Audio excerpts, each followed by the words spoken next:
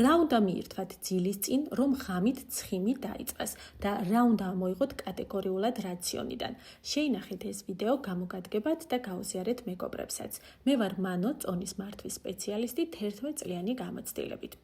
ჩვენი ორგანიზმი ღამე მხოლოდ არ ისვენებს. ის აღდგება და ასევე მას შეუძლია ცხიმის წვა. ზრდის ჰორმონი პიკს აღწევს საღამოს 11 საათიდან ღამის 2 საათამდე. სწორედ ზრდის ჰორმონი ეხმარება ორგანიზმს ცხიმის წვაში, მაგრამ ზრდის ჰორმონი რომ გამოიყოს ორგანიზმში, ამისთვის ინსულინი უნდა იყოს დაბალი.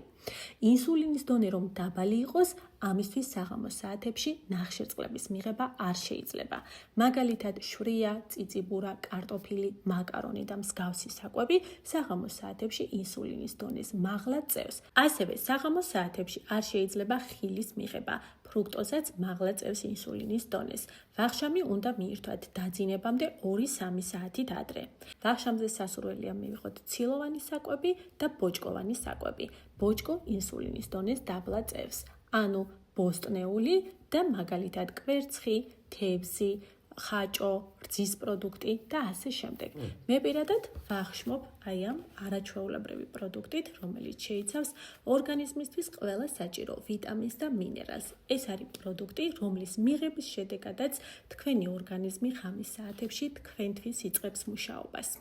თუ გსურს დაიკლო წონაში მარტივად, კომფორტულად, ერთხელ და სამუდამოდ, რაც მთავარია, ინდივიდუალურ კონსულტაციაზე ჩასაწერად, მომწერეთ პირად შეტყობინებაში, რამდენი კილოგრამის დაკლება გსურთ.